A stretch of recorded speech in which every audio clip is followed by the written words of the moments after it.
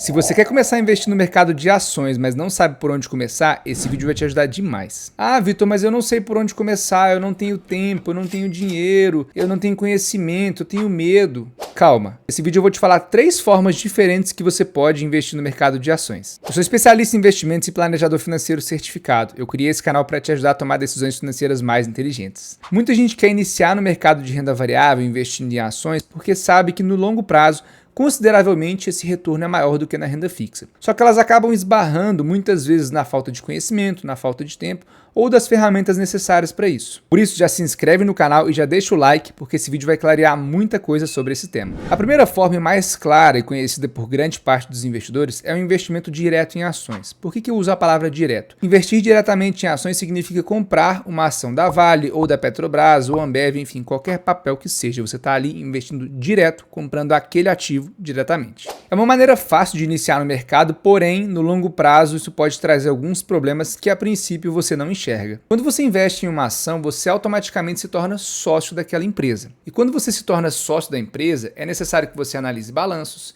que você olhe quais são as expectativas de crescimento da empresa, estude concorrentes, estude fornecedores, faça uma análise muito completa sobre aquele negócio. Aí eu te pergunto, você que assiste os meus vídeos, que tem a sua profissão, que ganha dinheiro totalmente fora do mercado de investimentos, vai conseguir ter tempo para fazer isso? Então, quando você for investir em ações, saiba que você deveria fazer todo esse estudo. Você vai fazer? Certamente não, mas o ideal é que você fizesse. Eu sei que existem empresas que são chamadas de casas de análise, que fazem todo esse estudo, te entregam as carteiras recomendadas, tudo mastigado, com as análises, com todas as ideias por trás daquela tese de investimento. Isso já ajuda bastante, porém você precisa ter acompanhamento de tempos em tempos para entender se os fundamentos daquela empresa não mudaram, se a situação de mercado que aquela empresa está inserida não mudou. Eu considero que investir de forma direta tem esse ônus, tem essa certa desvantagem, mas tem um bônus que é, obviamente, você não pagar taxas, como por exemplo a taxa de administração que você paga quando você investe num fundo de investimento, ou até mesmo se você tem conta em uma corretora que não cobra corretagem,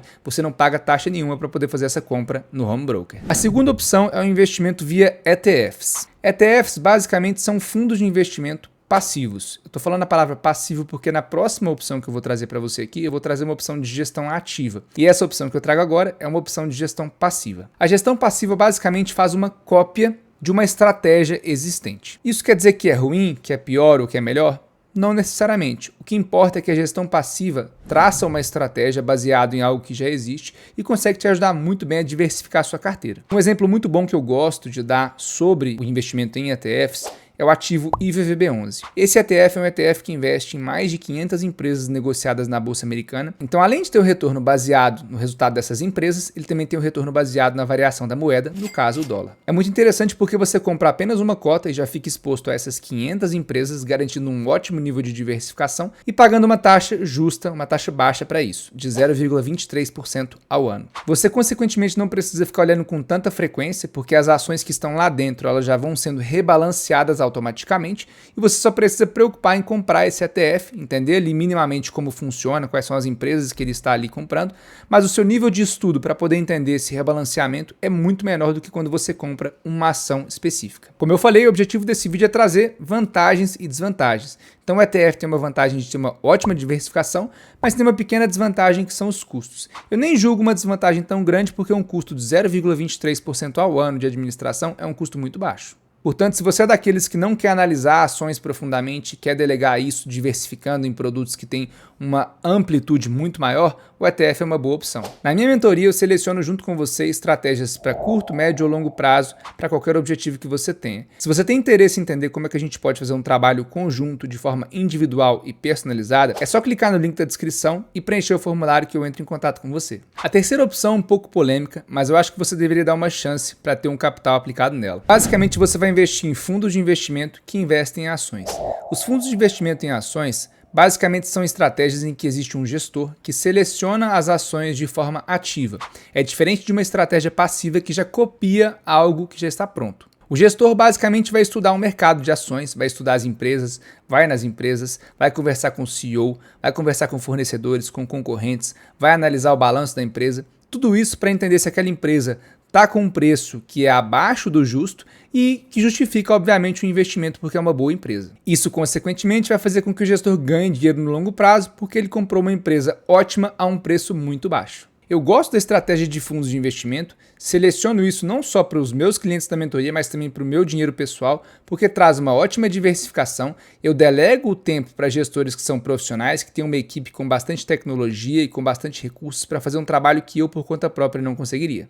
Dessa forma, eu deixo meu tempo cada vez mais focado em agregar mais valor na vida financeira dos meus clientes, em cada vez mais aportar mais recursos no meu planejamento financeiro e os gestores de grandes fundos de ações fazem esse trabalho para mim.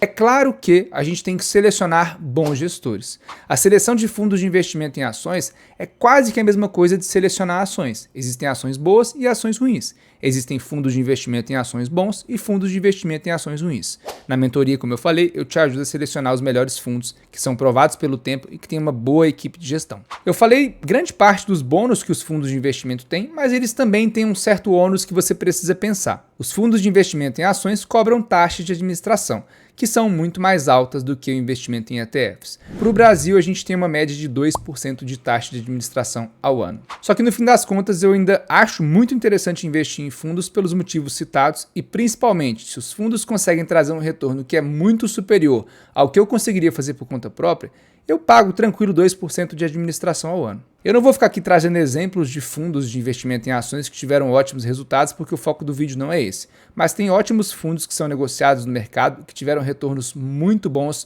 nos últimos 5, 10 anos, já descontando a taxa de administração. Aproveita aqui e coloca nos comentários quais são as estratégias ou qual é a estratégia que você utiliza hoje para investir em ações. Você investe diretamente? Você compra ETFs? Ou você seleciona fundos de investimento que investem em ações? Agora eu fiquei pensando, investir na bolsa de valores é só um braço de um planejamento financeiro sólido e eficaz que você deveria ter. Você precisa entender como montar as outras peças do quebra-cabeça e por isso eu vou deixar de recomendação um outro vídeo onde eu te falo como montar um planejamento financeiro em 5 passos muito práticos. Se o vídeo de hoje fez sentido para você, não deixa de se inscrever no canal e de dar o like, porque é muito importante para eu entender que eu estou sendo relevante na sua vida financeira e para o YouTube cada vez mais passar esse vídeo para mais pessoas.